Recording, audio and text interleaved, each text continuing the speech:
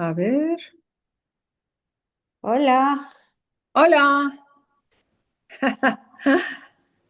ça va? Ouais, ça Oui, va Judith? oui. Ça va.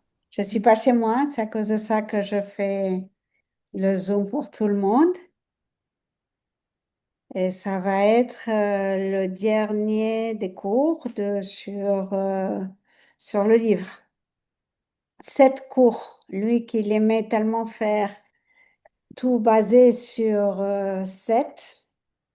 Ah, Et ça va être pour la refouach mains de Johanna Rivka Bat Hélène Hanina, qui est une grande amie, qui est à l'hôpital et qui va avoir demain, si Dieu veut, une opération de cœur. Donc, ah. Bezrat Hashem, que ce cours et tout l'enseignement sur le livre, le portail de la confiance, aille à son mérite et qu'elle puisse vraiment, vraiment, vraiment avoir une refouach les mains très, très rapide. Amen, amen, amen. C'est Johanna que je connais. Oui, oui, Ah, je me suis douté. ouais. Donc voilà. Johanna Rivka Batelem Hanina. J'ai fait dans les télé. Donc on va commencer. Donc j'ai repris, disons, les meilleures parties des cours antérieurs, des 6 cours, c'est le septième. Donc, il y avait aussi 7 chapitres dans le Sha'ar HaBitachon. On va les parcourir maintenant en résumé. Mais j'ai pris la phrase qui, pour moi, est la plus importante du livre. Mettre sa confiance en Dieu, c'est goûter à la tranquillité dans tous les domaines de l'existence. Depuis quand on se remet vraiment à Hachem, on peut être vraiment tranquille. C'est comme si on s'enlève un poids. Et donc, c'est quelque chose qui nous soulage et qui produit beaucoup de sérénité. Donc, on continue. Un moment. Voilà. Donc, dans le parcours des 6 cours, le cours premier, on avait fait une introduction sur le livre et ses fruits, disons, qui était Pacuda, Maria Pacuda, qui est un grand penseur espagnol du siècle XIe, et c'est le premier à écrire un livre d'éthique juif. Donc, ce livre, il fait partie de 10 devoirs du cœur, 10 chapitres, et le Bitachon, c'est le quatrième. Donc ça, et il nous avait expliqué les 10 bienfaits que le Bitachon apporte dans le chapitre 1 à une personne, disons, non? Et on va les voir. On va les voir, les dix bienfaits. Dans le cours deuxième, on avait fait une différence entre l'émouna, qui est la foi, et le bitachon, qui est la confiance totale en Hachem, que tout est bien déjà. C'est pas que ça va être pour le bien, c'est que c'est bien déjà. Et c'est beaucoup plus dans notre vie. Le cours troisième, c'était les 7 vertus qui rendent une personne digne de confiance et les 5 fondements qui engagent cette confiance. Donc, on avait vu que les 7 vertus qui rendent digne de confiance étaient... Isabelle, Oui, oui, tu peux excuse-moi. mieux parce que Yeah, yeah, yeah. sinon... Donc, les 7 vertus ne pouvaient pas être en aucune personne humaine, mais seulement en Hachem. Et on va se rappeler les 7 vertus. Et grâce à ces 7 vertus, on pouvait s'engager vraiment à avoir une confiance totale. Le cours 4, c'était sur l'équilibre entre l'effort et la confiance. C'est-à-dire, parfois, quand on confie beaucoup en Hachem, on ne fait pas trop d'efforts, non? Donc, quel était l'équilibre parfait entre les deux? Le cinquième cours avait été les 7 domaines dans lesquels on doit faire confiance à Hachem, depuis la santé jusqu'à la récompense éternelle dans le Olam Haba. Et le cours septième était sur la confiance vécue, sur les 7 différences. C'était sur le chapitre 6 et 7. Et tout ce qu'on avait fait, c'était le cours 6. Pardon, il y a une erreur ici. Donc, c'était sur le chapitre 6 et 7, sur les 7 différences entre celui qui a du bitachon et celui qui n'a pas de bitachon. Et on avait vu les 10 niveaux de bitachon qu'on peut accéder. Donc voilà, ça c'est le plan de la classe. Donc on y va. Donc les devoirs du cœur, comme je vous ai dit, c'était le premier livre, Chovot Alevavot, le premier livre écrit d'éthique juive par Rabbi Bachya Impakuda. Lui, il est né en 1050, il est mort en 1120 à Saragosse, en Espagne. Et le livre, il a été écrit autour de 1080. C'est le quatrième chapitre de ces 10 portails qui est un chemin de vie, de comment passer de l'unicité, de reconnaître l'unicité d'Hachem jusqu'à l'amour complet de Dieu. C'est les 10 niveaux, les 10 portails des devoirs du cœur. Et le Shara Bitachon, c'est un des primordiaux, c'est le quatrième. OK? Des questions jusqu'ici? OK, on continue. La définition du bitachon, j'ai voulu la reprendre telle qu'il est écrit dans le chapitre premier. C'est la confiance qui consiste essentiellement en une paix d'esprit de celui qui a vraiment confiance et qui s'en remet à Dieu.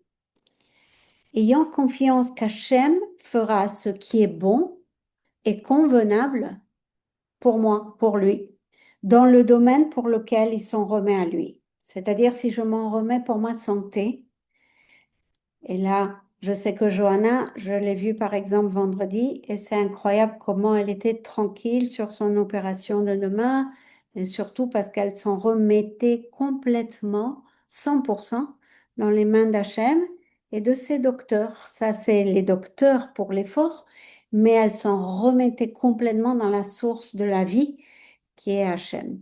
Et c'est incroyable que ce qui a été tranquille, et ça, c'est ce qui donne la paix d'esprit. OK? Donc, il y a la paix de l'esprit, il y a la confiance en Hachem, s'en remettre à Dieu et une certitude qu'il va faire ça pour mon bien dans ce domaine que je lui en parle. Tout ça, c'est l'équation du bitachon.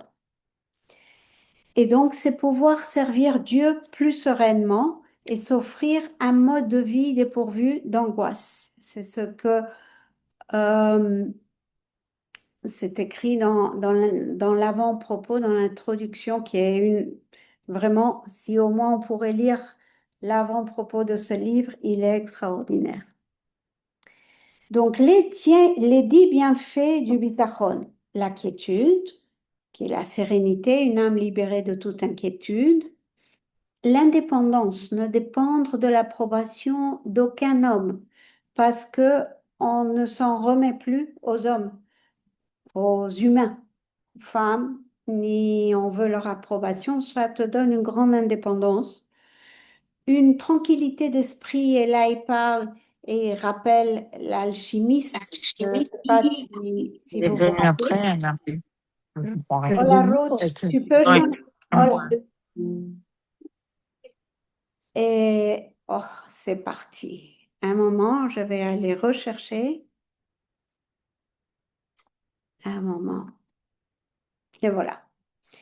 Donc, l'indépendance, en était la tranquillité d'esprit qui est supérieure à même un alchimiste qui était comme un financier aujourd'hui qui faisait de l'or avec du métal. Donc, Et il explique dans ce chapitre comment l'homme qui a le bitachon est beaucoup plus tranquille d'esprit que l'homme le plus riche, disons, non? Et il explique sur 10 points. Une satisfaction financière, mais aussi une responsabilité financière, parce que l'argent est un dépôt qui est confié par Dieu. C'est pas notre argent, c'est un argent que Dieu nous donne. Et ces 5 premiers bienfaits sont des bienfaits spirituels. Il nous donne aussi des bienfaits matériels. Il n'y a plus de désirs physiques qui sont très, très importants. Il n'y a pas de fatigue du voyage. Par exemple, il disait que comme Dieu pourvoit dans ta propre ville, tu n'as pas besoin de voyager comme une folle pour avoir vraiment ta part dans ça parce que tu y crois que ça va être simple, ça va s'approcher de toi. Tu vas avoir un métier sans danger, tu vas être euh, avec moins d'inquiétude parce que c'est Dieu qui décide ton salaire, pas tellement le métier ou la personne. Et la joie est le dernier bienfait et c'est quelque chose que, par exemple, moi, j'utilise beaucoup. C'est-à-dire, chaque fois que je ne suis pas en joie, je me rappelle que je ne suis pas en bitachon. C'est la joie, c'est ce qui nous rappelle si on est en bitachon ou pas. Pourquoi? Parce que quand on est complètement investi dans l'éternité, dans Hachem, euh, c'est une joie qui et une tranquillité qui te remplit le cœur car tu es tranquille dans cette vie et dans la prochaine. Donc, si cette joie n'apparaît pas, c'est que à ce moment-là, il n'y a pas de bitachon. C'est une manière de le voir. Je continue. On avait vu la différence entre Emouna et bitachon, et il disait que le bitachon, c'était tel un nourrisson qui, qui se repose sur le sein de sa mère. Donc, pour comprendre les mounas n'arrive pas tellement loin. La foi, c'est je crois en Hachem, je crois qu'il veut mon bien, mais ça vit dans l'esprit, dans le cœur, pas dans nos actions. C'est pas une conviction constante. C'est une conviction constante, la foi, et le bitachon, non. Le bitachon, c'est quelque chose qui se réveille dans des épreuves.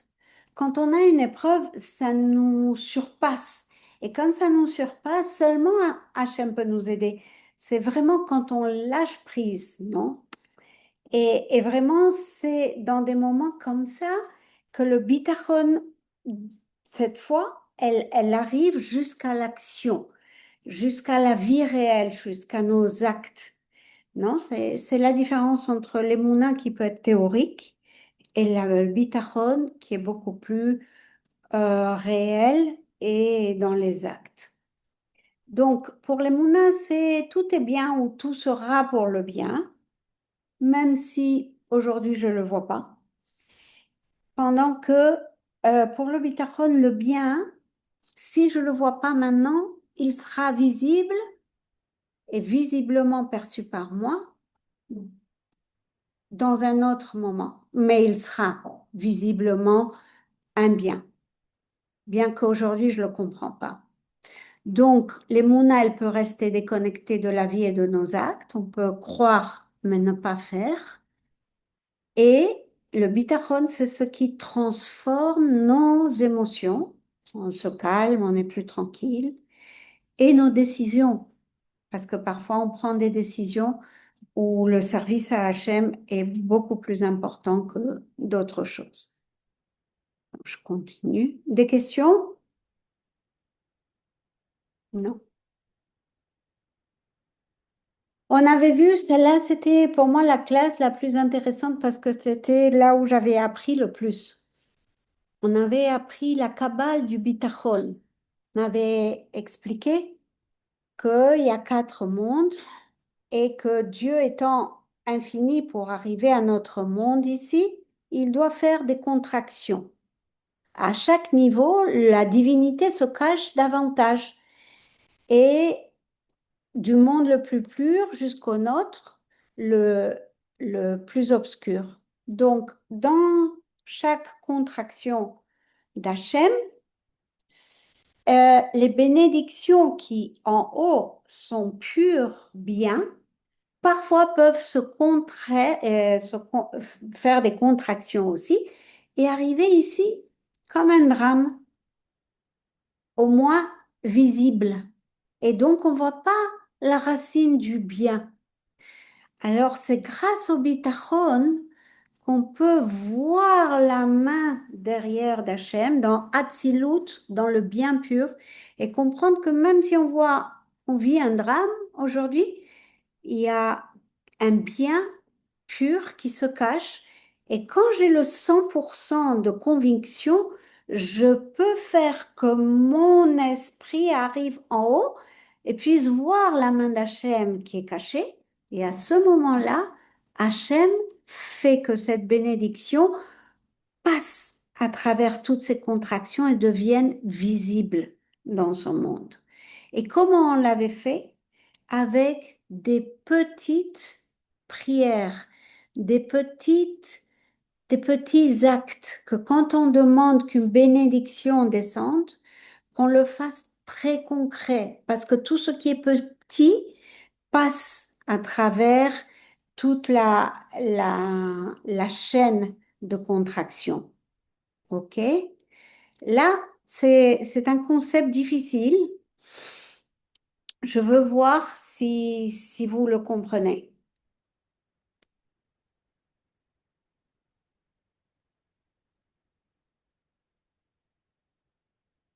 Pas de questions? Donc, c'est le bitachon réel qui relie directement Asiya avec Atzilut. OK? Asiya, c'est notre monde avec Atzilut. Il contourne cette chaîne de descente, il nous fait nous élever et le bien se révèle ici en bas. C'est le voile qui cache le bien, il se lève avec le bitachon. Et seul le bien révélé subsiste. C'est le Admour Hazaken qui le disait.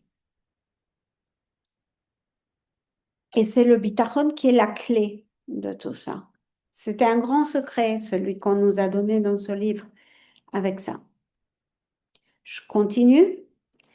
Ici, nous avait parlé comment on peut avoir confiance dans quelqu'un qui nous connaît, un ami. D'accord? Donc, les conditions, c'est que il soit, disons, il nous porte de l'amour, de la compassion. Il veut agir envers nous. Il a de la sollicitude envers nous. Et là, à partir du troisième, c'est plus difficile. Il a de la toute-puissance à nous aider, par exemple. Et là, les humains, ils sont bornés par leur corps ou par leur esprit. Ils ne peuvent pas être tout-puissants. Il y a de l'omniscience, on sait vraiment qu'est-ce qui est bien pour l'autre. Il a un soin exclusif, total envers nous, comme une mère. C'est celle qui peut se rapprocher plus à Dieu, mais même une mère ne peut pas avoir des soins exclusifs sur un des fils et moins en distance. Le sixième, c'était un contrôle parfait sur nous et sur notre vie, ce qui peut nous nuire ou ce qui peut nous faire mal. Et le septième, c'était une générosité même si on ne la mérite pas. Donc parfois, c'est très difficile à arriver à ce niveau en tant qu'humain. Donc les sept vertus de la confiance, les sept conditions pour qu'on confie, n'apparaissent que chez Hachem, pas chez les... Aucun humain peut être ni omniscient, ni avoir un soin exclusif des autres. Donc, je continue.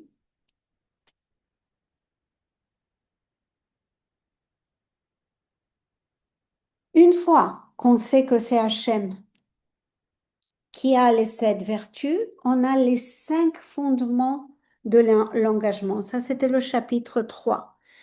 Il existe 5 fondements qui, lorsqu'on les comprend et on les réalise comme vrais, conduisent l'homme à une confiance complète. C'était un des chapitres les plus importants parce que une fois que tu sais que Dieu réunit les 7 vertus et que Dieu connaît nos pensées, il y a une confiance exclusive qui, qui apparaît naturellement et, et dont tu vois que si tu t'associes à une autre entité qui n'est pas lui, c'est vraiment faire une bêtise, non? Parce que l'unique qui peut connaître tes pensées et qui peut être vraiment omniscient et en soin exclusif depuis que tu es né, c'est Hachem. Et donc, euh, quand on ressent ça, l'engagement est un engagement dans le service à Hachem, c'est-à-dire le bitachon produit un service avec Hachem qui n'est pas passif. C'est une manière active de le servir. Et donc, c'est le premier pas à un service qui est un service conscient et qui peut être regardé à soi-même avec ce que je vous disais. Si, par exemple, on ressent qu'on n'est pas joyeux ou qu'on est en angoisse, ou c'est des moments que le service, on se rend compte que notre service, il n'est pas à sa place, ou on n'a pas le bitachon. Et le cinquième engagement, c'est que bien qu'il y a ces 4 points avant, il faut déployer des efforts. Il faut agir et s'efforcer pour sa subsistance ou pour trouver le meilleur docteur qui peut nous faire la bonne opération. Donc, mais toujours en comprenant que le résultat, ça va venir d'Hachem. C'est pas le meilleur docteur, ça va être le meilleur docteur avec la source d'Hachem derrière, non? Donc, il ne faut pas s'en remettre seulement aux causes intermédiaires, mais à la cause primordiale, mais déployer ses efforts. D'ailleurs, c'est un des chapitres. C'est le suivant. C'était le cours 4 où on voyait quel était l'équilibre entre l'effort et la confiance, non? C'était il y a 2 modes par lesquels les choses viennent à l'existence. Le premier, c'est directement par le décret du Créateur. Par exemple, un héritage, la manna, quand on était au désert, les surprises bonnes que la vie t'apporte et qu'on reçoit un cadeau qu'on ne pensait pas recevoir. C'est la main d'Hachem qu'on voit clairement. Et le second, c'est à travers des causes et des intermédiaires, certaines plus proches, d'autres plus lointaines, certaines plus visibles, d'autres cachées. C'est notre salaire, c'est notre confiance dans le canal, disons, moyen, disons, de subsistance, nos moyens de subsistance. Donc, l'effort, il doit être toujours le nôtre. On ne doit pas rester à attendre que tout, on puisse le recevoir d'Hachem avec la main visible. Il faut savoir que c'est une obligation faire nos propres efforts que Hachem nous met. Mais c'est Dieu qui te bénit dans tout ce que tu feras. Donc, il nous exige de faire, pas d'attendre, de faire. Mais, et c'est lui qui va bénir ou pas ce chemin. Et c'est très clair, quand il bénit pas, c'est très clair. Tu peux mettre tous les efforts du monde. Quand ça fonctionne pas, ça fonctionne pas.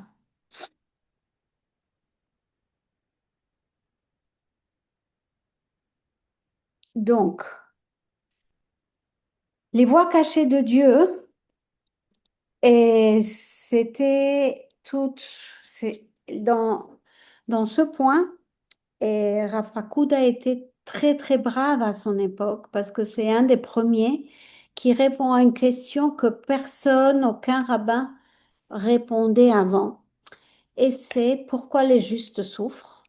et pourquoi les méchants, entre guillemets, prospèrent. Donc, il donnait 5 raisons très intéressantes. Moi, c'est la première fois que je les avais lues. Parfois, il nous enlève des souffrances ici, il nous donne des souffrances ici, au juste, pour que dans le monde futur, ça soit tout paisible. C'est pour une récompense plus grande dans le monde futur, ou parce qu'il y a eu une faute passée qui n'a pas été encore pardonnée, ou parce que le tzaddik il porte les péchés de sa génération, ou parce qu'il doit enseigner avec son exemple que même s'il souffre, il continue à avoir de la bitachon. Ça, c'est très, très important. On a beaucoup d'exemples dans la Torah, mais là, je voulais mettre Job, qui était le plus grand.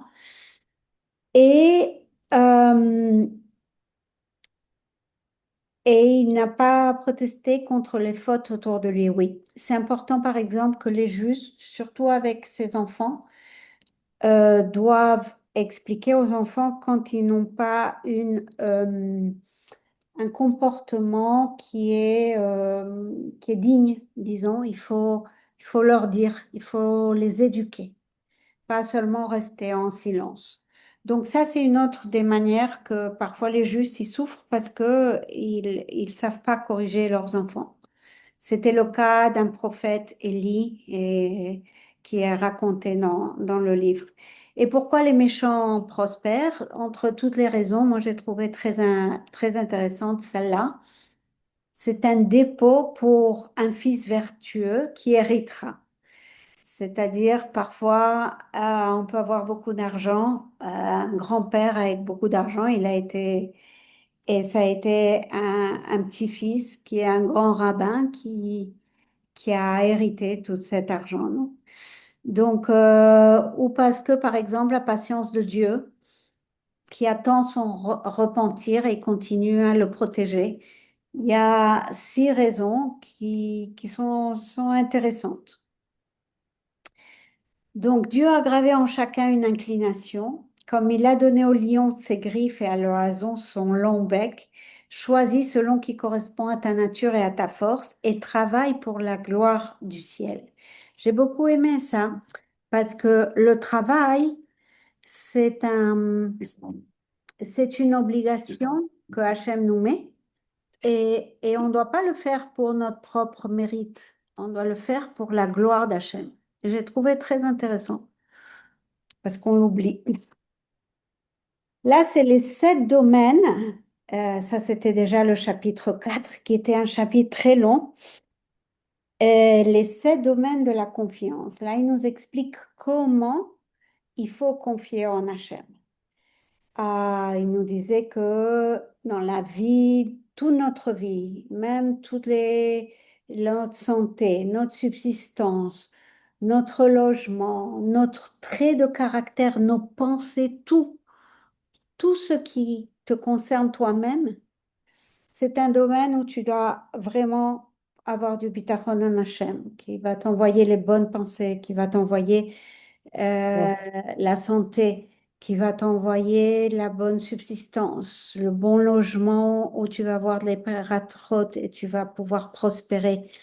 Et de même avec ta richesse, avec tes relations, que sont ton conjoint, c'est le conjoint, les enfants, les parents, les amis, et même tes ennemis. Il y avait des moments dans le livre où il demandait de prier pour tes ennemis.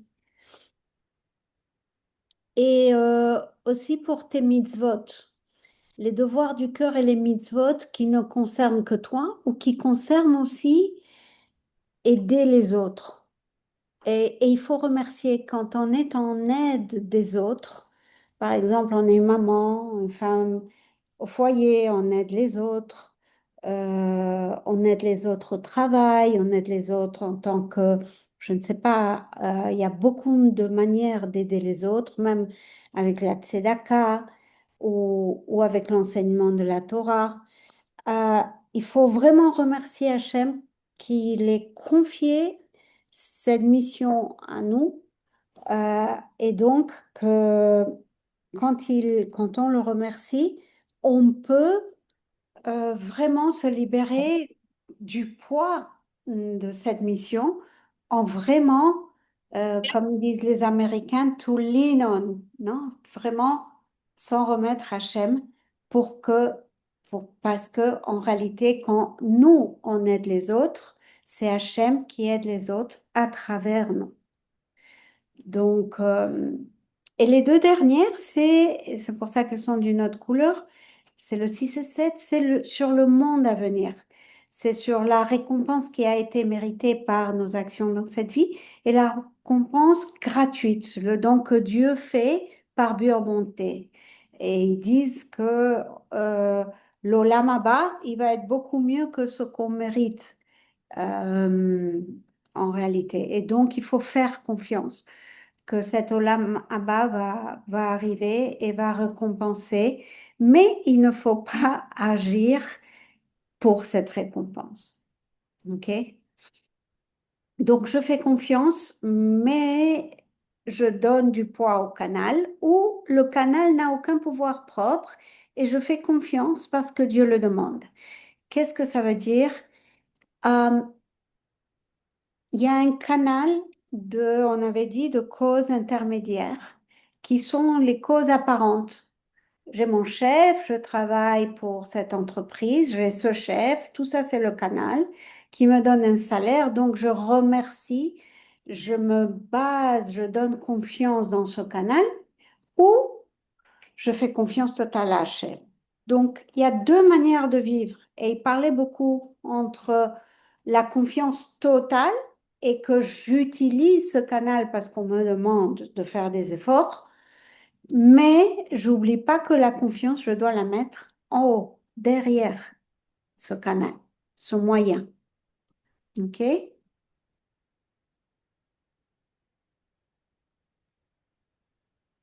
Je continue? Oui? OK. Mhm. Le suivant, c'était les 7 différences entre celui qui a confiance en Hachem, celui qui n'a pas. Celui qui a confiance, il est toujours reconnaissant, il est serein, il a une bonne approche.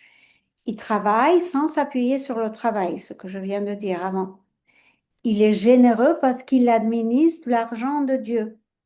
L'avare, celui qui n'a pas de confiance en Hachem, et il ne s'en aperçoit pas que c'est Hachem qui lui donne, il pense que c'est à lui, il veut le garder.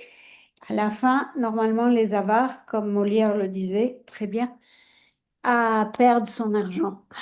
Donc, le cinquième, c'est il choisit son métier sans que il puisse compromettre sa Torah, c'est-à-dire il n'aura pas à travailler en Shabbat, il n'aura pas à travailler à Rosh Hashanah. Donc, il choisit un métier qui soit flexible, non? Ça, c'est très beau. Il aime et il est aimé. Et quand on confie en Hachem, on n'a pas besoin de confier dans les personnes et on n'a pas besoin de leur approbation, ni on se met en mesure avec eux, on ne se compare pas avec d'autres. Donc, ça, c'est la base de l'amour. Il disait, le roi Salomon, que l'amour, il commence là où les mesures finissent. Là où, si moi je donne, l'autre, il doit me rendre. Non, non, non, ça, c'est pas du vrai amour. Le vrai amour qui est réciproque, c'est un amour qui est l'amour d'Hachem pour nous, qui passe à travers nous. Et grâce à cet amour, on peut aimer les autres. Donc, quand on y a un bitachon et on sait la source de l'amour, on peut laisser passer cet amour et il va être toujours réciproque. Et le septième, c'était il vit le présent. C'est un vivre le présent très différent de Eckhart Tolle, disons. C'est un vivre le présent en pensant que tu vas mourir demain. Donc, il- tu n'as pas peur pour le lendemain parce que tu ne sais pas si tu vas vivre ou pas. Donc, en réalité, tu donnes à chaque jour toute sa priorité, toute ta présence parce que tu ne sais pas si demain tu vas te réveiller. Donc, ça, c'est les 7 différences. Et c'est très beau parce que vivre comme ça t'apporte la joie de laquelle on parlait. Quand tu es reconnaissant, serein, tu as une bonne approche, tu es généreux, tu as un métier qui est flexible, avec lequel tu peux faire ton vrai métier que c'est la Torah. Tu aimes, tu es aimé, tu vis ton présent, tu ne peux être que joyeux. Il y a pas vraiment de quoi être misérable, quoi. Donc,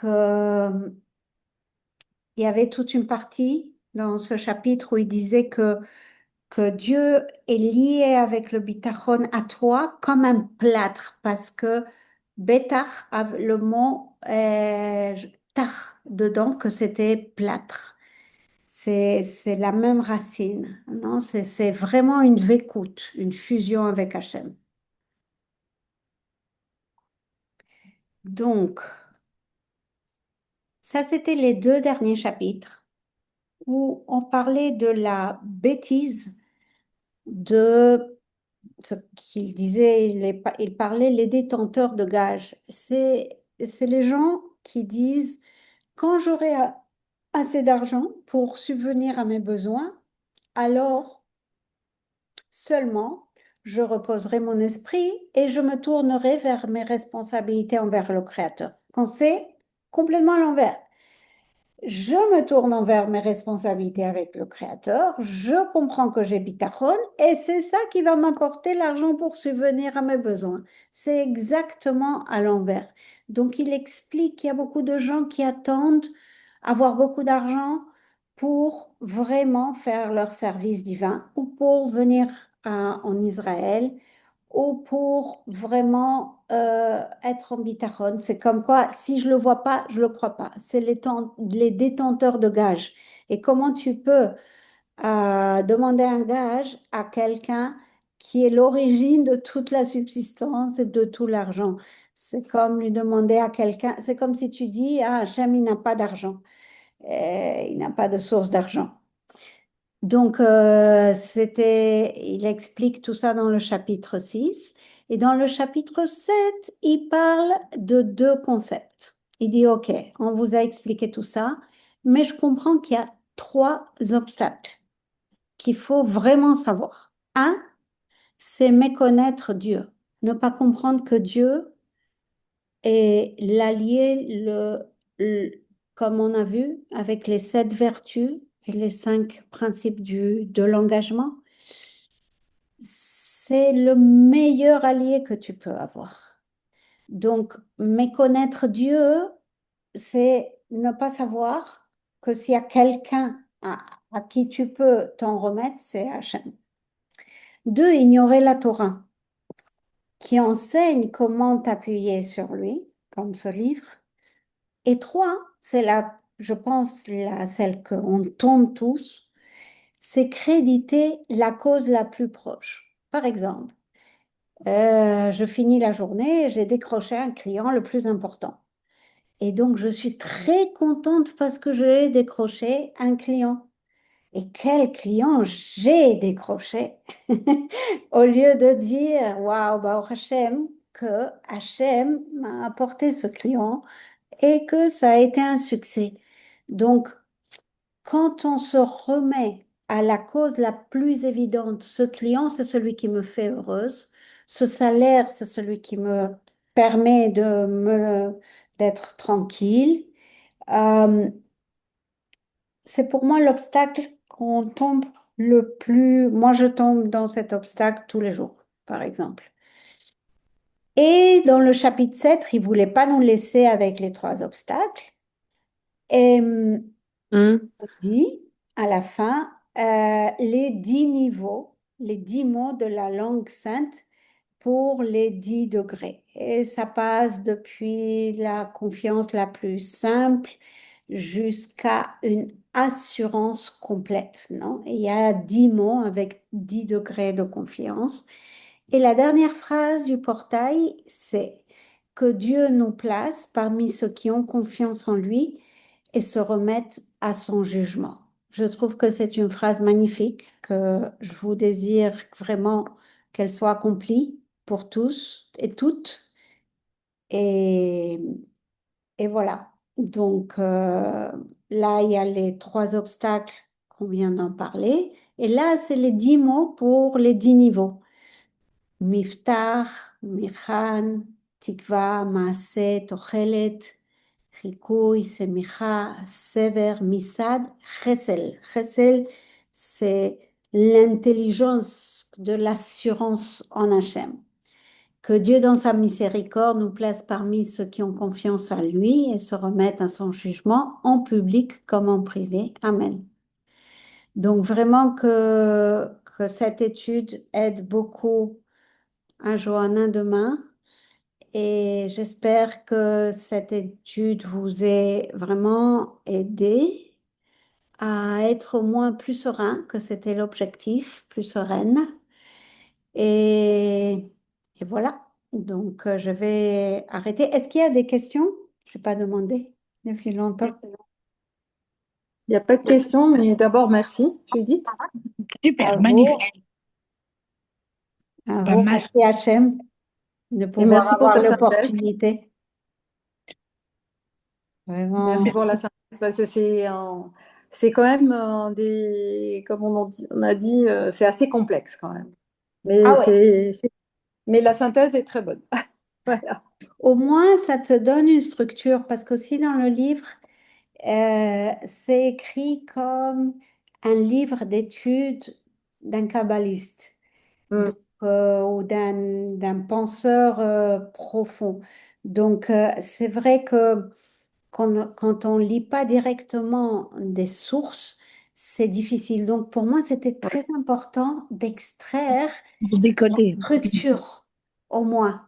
Avec quoi je reste? Ben, je reste qui a 7 vertus. Et ces 7 vertus, par exemple, pour moi, ça, c'est une des choses les plus importantes. C'est comme une équation. 7 vertus que je vais jamais trouver dans personne, ni dans aucune entité, ni dans Apple, Nike, ni Google. Ah, c'est sûr. Donc, ni dans l'État d'Israël, c'est-à-dire ni dans aucun gouvernement.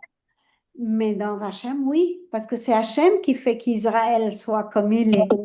D'accord. Donc, Mm. c'est en réalité pour moi, ce que j'ai appris, c'est que si vous me dites, parce que moi je pense que dans la vie, il faut tout terminer avec une phrase, c'est ne pas rester dans les causes visibles, mais aller rechercher l'essence divine dans tout. Et je pense que ça, c'est le plus important. Moi, les thérapies que je donne en tant que thérapeute, c'est toujours aider la personne à trouver l'essence divine dans tout ce qu'elle vit. Et je pense que c'est ça le bitachon. Mm. Le remède.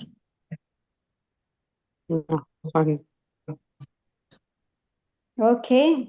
Alors, je vous Ok, laisse merci. que vous vous reposiez ou vous allez dîner. Ok? Je vous embrasse Merci Allez, très beaucoup, fort à Boba. tous. Merci beaucoup, Judith. Johanna pour À moi. très vite. Que ça se Bye. passe bien avec des nouvelles, ok? Merci. ouais. Merci. Bye, Je vous Choupine. dirai. Bye, Judith. Bye. Parabéns, parabéns.